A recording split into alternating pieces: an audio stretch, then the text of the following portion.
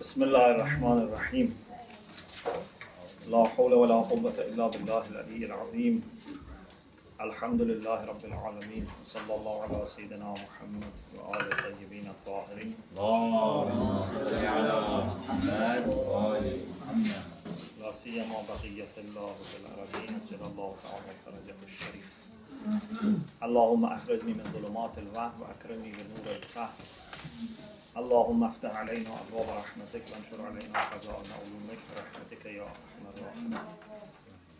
We've been studying different theories about morality, what makes an action a virtuous action, and then we started talking about different aspects of Islamic theory of ethics. The last point was that in Islamic theory of ethics, both actions and qualities are important. Relatively, which means generally, in most of the cases, qualities are more important than actions. Because qualities are part of your personality. Actions are accidental to you. They are not identical with you. Although every action is important, but they are not the same as your reality. Then we said that there are exceptions.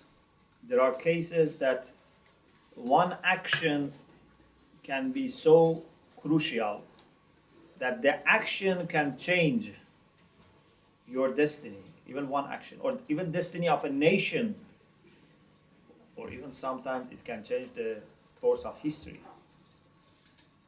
So we should never underestimate actions, but we should not be satisfied with good actions.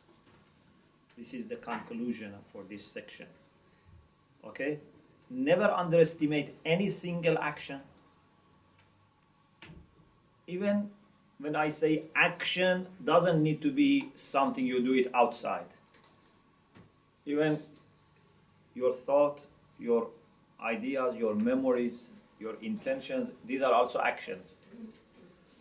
Okay, so even if you can make a good intention, this is good. Even if you can make a, I don't know, good idea in your mind, develop an idea in your mind, it's good. Contemplation is good. Or physical action. So never underestimate any action. So be very careful about not doing even single bad action, and be careful not to lose the opportunity for doing one extra good action. But your main investment should be made on developing virtues, the qualities of the soul. Or if, God forbids, we have bad qualities, and I am sure we have many bad qualities, to remove them. So to remove bad qualities, to acquire good qualities. And if you have, inshallah, many good qualities, to safeguard them. Because you can be a very good person, but over time you can change. You can be a person who is not greedy, but over time you become very greedy. Especially the youths have to be very careful, because the youths normally don't have that many bad qualities. They might have bad actions, but not very bad qualities. But if they grow up and ignore care, self-monitoring, then they develop very bad qualities. So the main investment, the main concentration should be on qualities, good qualities and bad qualities. I have here a quotation from Allama Sha'rani. We have already quoted him before. in his commentary on Usul al-Kafi, volume 8, page 292, he makes this point. The part before this was mentioned before. He says, إنما يبقى الملكات الحسنة مع النفوس بعد الموت إذا كانت راسخة. And the significance of qualities, he says, those qualities which are established, malaka, they have become part of you. They remain after death. It means they survive death. If they are rasikh, means they are well rooted, they are well established in you. So if you are generous, but this generosity is not well rooted and well established, when you die, it doesn't come with you. So you cannot benefit from it in the hereafter. If you are resurrected as a generous person, it will help. But if your generosity says goodbye to you at the time of death, then you cannot benefit from it. إنما يبقى الملكات الحسنة مع النفوس بعد الموت إذا كانت راسخة, if they are established. فمن عمل حسنا أو يظهر فضيلة من الفضائل وقتا وأعرض عنها في سائر أوقاته. If someone does a good action or exhibits a virtue وقتا, in some time, وأعرض عنها في سائر أوقاته, but in other times he doesn't have that virtue, لم ينفعه شيء. It's not going to benefit him. This doesn't mean that your good actions are not counted. It means that they are not beneficial in safeguarding you from punishment on the day of judgment. Because maybe sometime, we should discuss this point, that there are qualities that if someone has, he would not be punished. Some qualities are stopping fire touching someone's soul. But we will talk about it maybe sometime. Anyway, so we should try to invest more, focus more on qualities. Another point is, now that for us both actions and both qualities are important, unlike some theories, because some theories give priority only to the qualities and some only to actions. For us, both are important. Now, how can we define Islamically whether a quality is a good quality or bad quality, whether it's virtuous or vicious? What is the criteria? And also about action. What makes an action good? What makes an action bad? Okay? This is a very fundamental question. For qualities, we can follow different ways, different avenues. Most of the people, most of the scholars, when they want to define whether a quality is good or not, they try to justify their position by referring to the results. For example, if someone asks you, is generosity good or bad? I am sure 60, maybe even 70, 80%, or maybe even more people would say generosity is good, because if you are generous, then in society we will have no poverty, this. So you see, this is only based on the results outside. Most of the people, if they want to argue, is greediness good or bad? You say no, greediness is bad. Why? Because of greediness we have war, we have occupation, we have fight, we have conflict, this and that. So again, the justification is through results outside.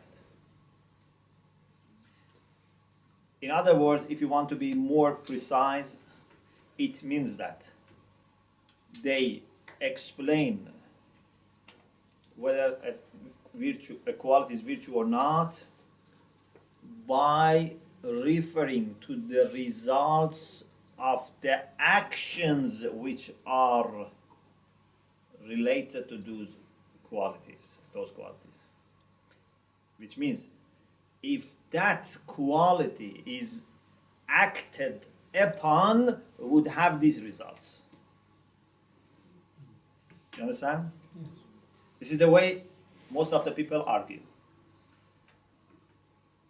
If generosity is acted upon, those actions would bear these, fruits. If greediness is acted upon, if hasad, jealous, is acted upon, would have these bad results. Okay, this is one approach, which is the common approach, and it's good. But this is not the only approach, and this is not perhaps explaining everything. We believe that generosity is good even if it is not acted upon. Yeah? Imagine you are a generous person, but you are at the same time poor. Is it possible or not? Yes. You can be a generous person, but you don't have any money. Yes. Or you have money, but there is no one to whom you can show your generosity. Everyone is richer than you. Okay? Sometimes you may have a quality, but there is no opportunity to show that quality. Sometimes you are very, very brave, but there is no need to show your bravery. And it's very difficult, if you have a good quality, you want to show. If someone is very, for example, very brave and very, strong, sometimes he looks for fights. Because that is where he can show that he is, brave and strong. It's very difficult for the... But some people know, actually, they can hide their good qualities. Anyway, there might be many cases in which you have a quality and that quality is not implemented. So you cannot look at the actions. So the first approach says, we suppose if generosity is acted upon, would have these results. So generosity is good. Greediness, maybe a person is greedy, but he's not showing that, or he's controlled. Maybe a person is very arrogant, but alhamdulillah, he doesn't have any power. Yeah? Many people, they could be as harmful as Hitler and Saddam, but they were just lucky that they didn't have the means and opportunity. Yeah? If they had the opportunity, they could be worse than Hitler. So, they say, if this virtue or this vice, this vicious quality, if they were implemented, they would have these good or bad results. But we say, still it's better to find a way to examine the qualities directly. So I am suggesting a second way. Of course, this is mentioned also maybe by some other people, but this is not very common. We say that it's better to consider human soul and see what would make that soul a better soul. Or in other words, what make that soul more human. Then that is a virtue. And what makes us not developed in our humanity or takes us away from our humanity, then that is a bad quality, even if it is not acted upon. Okay? You remember once we had this discussion about what is the meaning of human, what makes something human. We talked about the last differentia and, those things which are exclusive to humanity. We said those are the things which count. You remember? I gave you the example of apple tree, example of buying a book, and we said, although maybe they offer you something which is 90% the same, but for you that 10% which is exclusive, which is distinctive, is important. And we said, although human beings share a lot with animals, even with plants, and with non-living beings, but what makes a human being? A human being is not those 90% or whatever percent it is that we share. What makes us human is those things that we differ. Yeah? Is it clear? So, if we want to have a human life, we should dedicate our life to those desires, those potentials that are available only to human beings. If you want to develop qualities which cannot be found in animals. This is the priority. And if you want to develop a quality which is available in animals, for example, you want to strengthen your muscles, no problem, but do it for the sake of human qualities.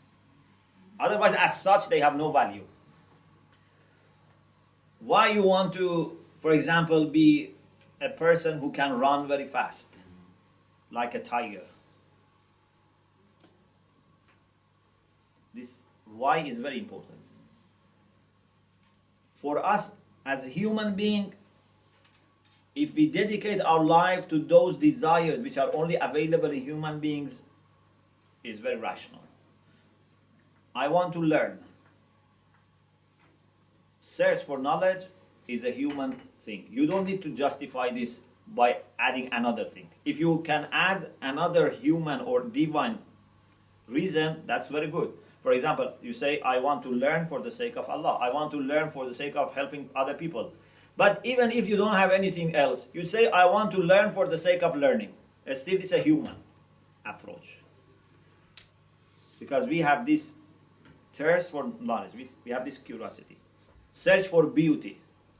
Search for love, whether it's receiving or showing. These are the things that we discuss. But those things which are common between us and animals, we should spend our energy on them only if it is for the sake of helping us with the first group. Okay? So we eat, we drink, we try to have good, shelter, good dress. Why? Not because of themselves. Because we want to do something to develop our humanity. This is a very important discussion, and unfortunately I don't have time to explain further that we have three types of desires, and which types of desires have their own different, rulings. But just, I think to this extent is enough. So any quality that develops our potentials for becoming a better human being is a good quality, is a virtue. Like generosity, kindness, bravery, wisdom, chastity, all these virtues. Any qualities which would stop us from becoming a complete human being, this would be destructive, this would be vicious. So here, I don't refer to the actions and the results. I am just focusing on the qualities directly. I'm talking on the soul and the qualities of the soul. Many of our books on Akhlaq, like Mi'raj al-Sa'adat, Jami' al-Sa'adat, what they have done is that they have mentioned 3 faculties for human soul. Faculty here means quwwah. There are 3 faculties. Al-quwwah ash-shahawiyya, the faculty which is responsible for appetites. This is one runner or one engine for pushing us to do some actions. Some of our actions are done because of shahwa. Shahwa is not only sexual. Shahwa can be for eating, for drinking, appetites, okay? So, this is one faculty. They say, if you manage to strike balance in this faculty, the balance is al-iffa, chastity. Not only for sexual desire, for everything. For anything that you want to do it for the sake of gaining a pleasure, physical pleasure, you should try to be afif, to have chastity. This is the balance. If you do it too much, okay, this is sharah. Sharah means someone who wants to enjoy more than balance. For example, someone enjoys very much eating, always wants to eat. He is not eating in order to gain enough energy. He is eating just in order to gain the pleasure. So even if the food is harmful, it says it's delicious. I cannot stop eating a delicious food, even if it is harmful. And sometimes, they eat and they eat and they eat. Or it can be in drinking, or it can be in, sleeping, or it can be in sexual relation. So if it is done too much, it's a problem. If it is done less than balance, for example, someone doesn't eat except very, very, very little and then harms his health, or he doesn't have any appetite, or someone who is against marriage, says, I don't want to marry at all.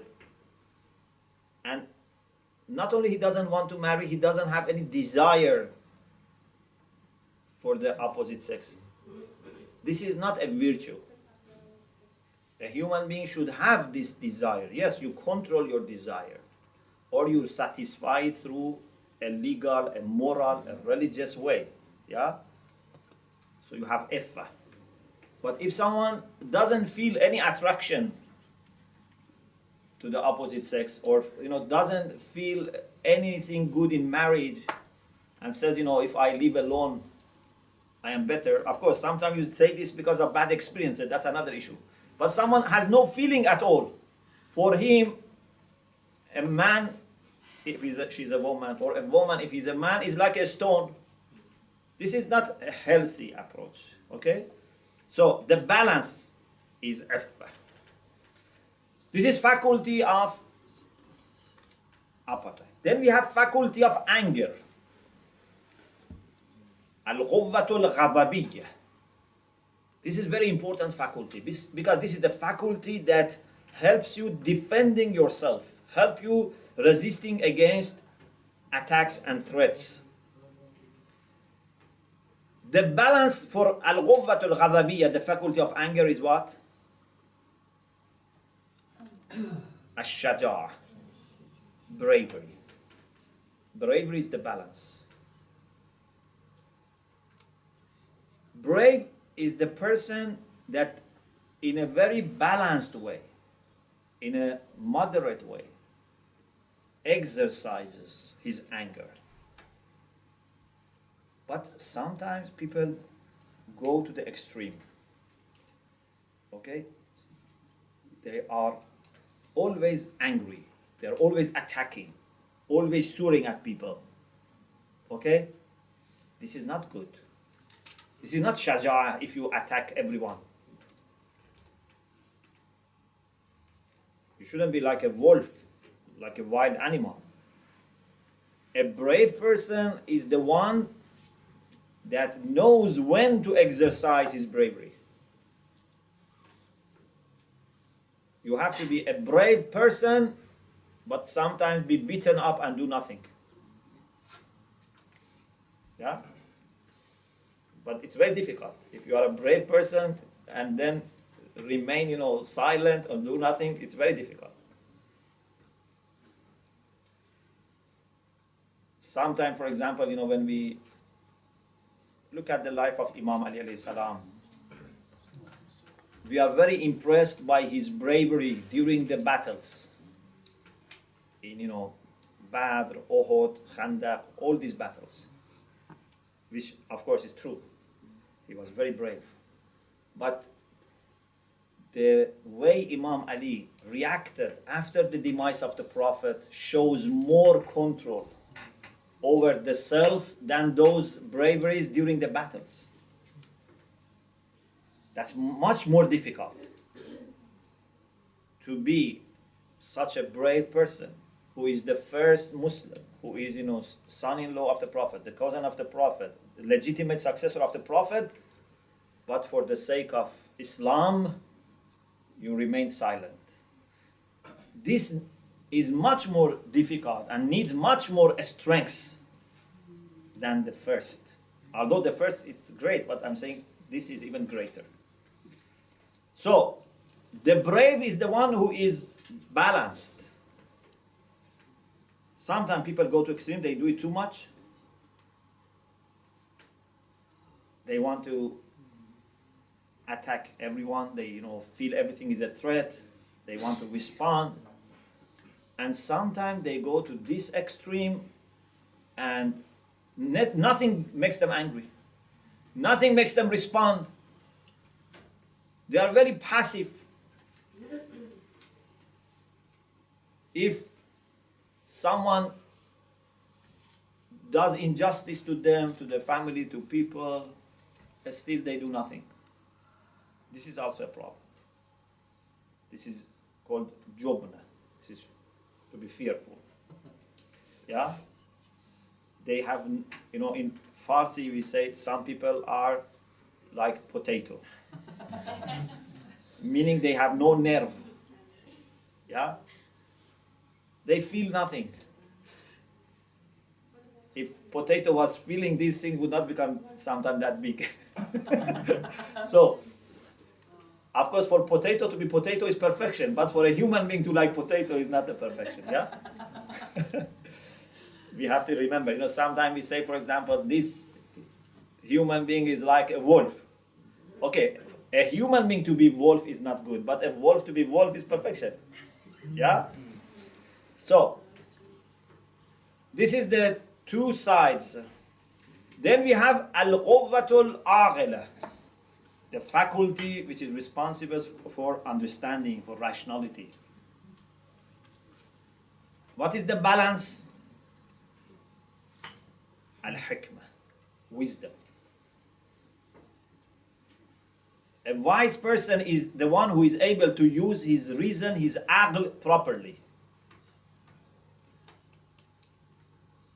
There are few signs for the people who use their aql properly. We should discuss it another occasion, but I only mentioned some of the points. What are the signs of a wise person? What are the signs of a person who uses his reason properly, in a balanced way? One sign is he doesn't accept things without reason.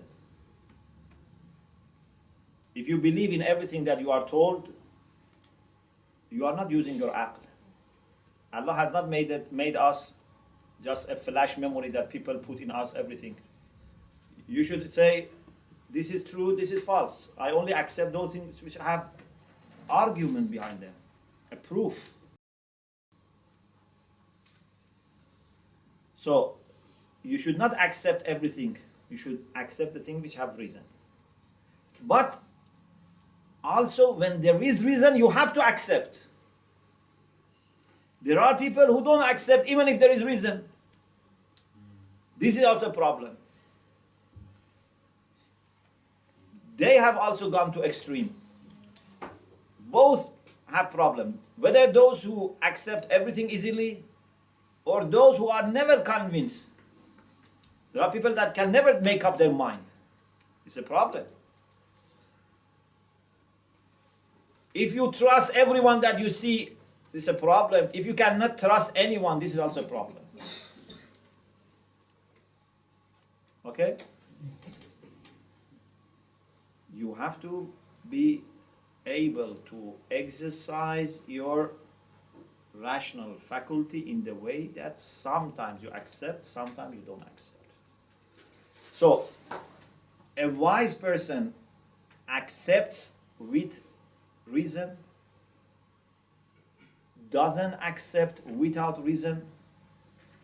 Also, a wise person rejects with reason and doesn't reject without reason. Some people think that rejection doesn't need reason. Only acceptance needs reason. But both need reason. You know, if, for example, a person comes and asks for money, in order to say that he is a needy person, we need reason. Yeah? I cannot, for example, recommend that person to you unless I have a reason. So, to verify his claim, I need reason. But also to reject his claim, I need a reason. I cannot tell you, don't give him money. There are many people like him. It means that I am rejecting him. I cannot recommend him, but I cannot also reject him. It's very, delicate issue. Many times we reject without having good reason. Someone, comes and I don't like his face. I say he's not a good person. We have to be very careful. For example, when we interview people. Okay? I remember, once we were interviewing someone for our institute in Qom. And most of the people were not happy with him. And I was feeling that, no, he is a good person. But he is better than what he shows. And Alhamdulillah, we admitted him and he became very, very, very good, person. But if we were just following the appearance, then we could have said no.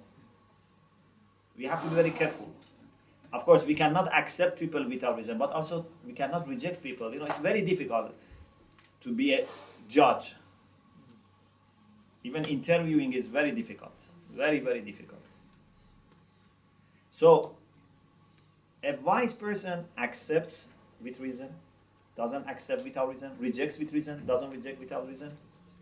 A wise person doesn't go just by majority. If 90% of people say something, you should not accept it just because 90% say this. Even if 99% say something, you shouldn't accept just because 99% say something. Yeah? I am not against democracy, but democracy is not a way to find out what is truth. Yeah? Democracy is a practical solution when we are stuck in a situation and we don't know what is the truth. And we don't have any legitimate, person to tell us what to do. We don't have a legitimate, guide or leader. Okay? So we are few people like each other. Then it's better to go by majority than fighting. Okay? So democracy is good when we don't have any way to establish what is true or what is right. Sometimes we don't establish what is true, but we can establish what is right. Do you know the difference? For example, if we have a good leader and we listen to our leader, it doesn't mean that whatever he says is true. Maybe he makes mistake, but for us it is right to follow him. Okay? Sometimes it's right to follow something even if you are not sure whether it is true or not, because that is the best decision. So, in the absence of a way to establish what is true or what is right, then we go by majority. Okay?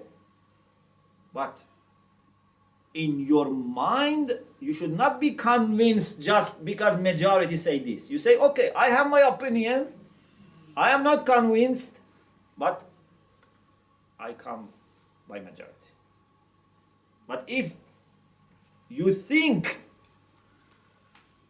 and believe in the way that majority thinks and believes, it means that you have given up your own rationality. Okay, so it's very important. On the other hand, you cannot be going by minority. Unfortunately, there are people that love to be always in minority. There are people who love to be odd. Whenever people say something, they listen. When everyone says, what he believes or thinks, then they want to say something different. A wise person doesn't want to be different. Do you understand? Both is problem. I don't want to think like majority. I want to have my own independence. But at the same time, I don't want to disagree. You understand? You have to be very careful. I want us to follow the truth. If majority says something which is right, I accept. If they say something that I am not convinced, okay, I don't fight with them. I say, I'm not convinced.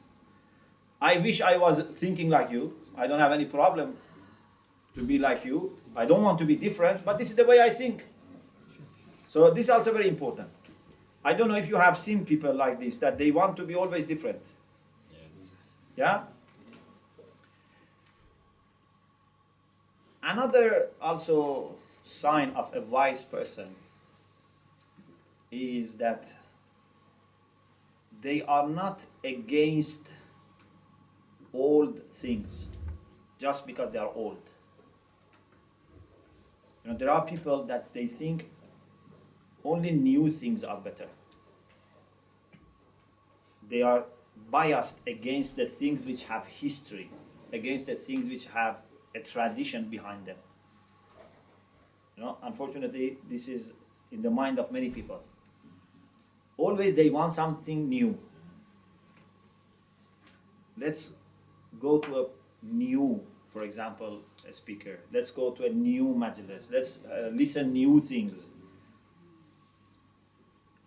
This is not necessarily the sign of being a good thing, a better thing. One of the things that the prophets used to be told was, what you say is a repetition of what previous nations have said. In hadha illa asatirul awwalin. We want new things. All the prophets have said, there is one God. We want someone who says there is no God. We want something new. Yeah? Everyone has said, you cannot shake hands with a woman or a man who is na mahram. We want something new. Someone says it's okay. How much we should hear all things? We want something new. This is not rationality. This is not wisdom. Yeah? On the other hand, to be against new things, just because they are new, this is also not good. Yeah? If someone says something, you cannot say, this is new, so I don't like it. To be new by itself doesn't mean that it is bad. To be old also doesn't mean that it is bad. You have to be checking what is the rationale behind it, what is the argument behind it. Maybe sometimes there are new things which are good, sometimes there are old things which are good. A wise person is very careful not to be deceived by this type of superficial things.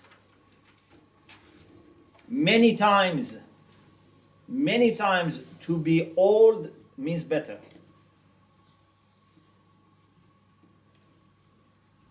Many times, not always.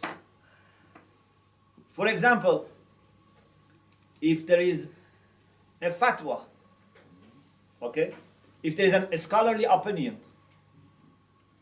we are not against new fatwas, we are not against new scholarly opinion, but if there is a fatwa or a scholarly opinion which has history, which has been always said, which has been said for centuries, this adds to the value. It's not a proof, and this is why you are not against again fatwa, new fatwa. But to be old, have history, adds to the significance, to the weight. Yeah, if someone is said by people generation after generation, this can add to the value. Sometimes to be old is better. Sometimes to be new can be better. When the old idea was not working, the old idea was not useful, was not based on reason, okay, we go for new thing. Alhamdulillah, in the school of Ahlul Bayt, we have this beautiful dynamism in our thought. We have ijtihad. And our ijtihad is open. If you have very, very great scholar, still his students may have different opinions, different fatwas than their teacher. When Sheikh Ansari was there, neither he asked his students nor his students thought that they should have everything in their mind like him. He was teaching them methodology, but then his students, many of them were mujtahids and they had their own ideas. Maybe the same as him or maybe different. They were independent. And no faqih is bound to follow his predecessors. The faqih who is qualified can have a fatwa which is new. Even today, maybe someone says something which is new. But we are not accepting only because it is new or because it's making life, very convenient for us. It must be based on methodology. We have, alhamdulillah, enough openness. We have enough opportunity for people to exercise, real scholarship. But it has a system.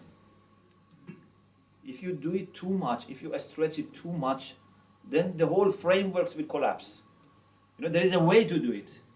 If you want to do something, you should come and work within the system, within the methodology. You cannot stay outside and from outside force, fuqaha to change their view. And if they don't change their view, then you ask people not to do taqlid. This is not the way it works. There is enough openness and dynamism, but it has its system. Anyway, the balance for faculty of rationality is hikmah, is wisdom. So, if in these three faculties you have the balance, you have virtues. If you go to extremes, you have vicious qualities. And sometimes some vicious qualities can be a combination of 2 or 3 faculties working together. Sometimes they help each other and all together develop a very good quality, a very bad quality.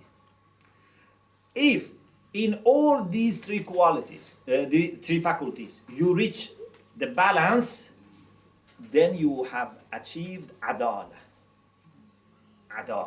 justice or righteousness. The one that in his rationality he is balanced, in his anger is balanced, in his appetite is balanced. They call this adala. So al-adil huwa al-hakim, al-shuja' al-afif. When everything is balanced. Otherwise, there will be more or less problems.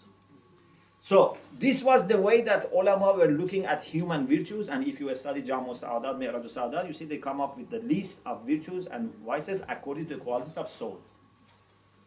So, there are 2 ways. One is to refer to the actions and then say those qualities that are relevant to those actions, they are good or bad, or directly refer to the qualities and decide whether they are good or bad. Inshallah, we will talk more about Islamic theory of ethics, inshallah, in the next session. وآخر دعوانا أن الحمد لله رب العالمين.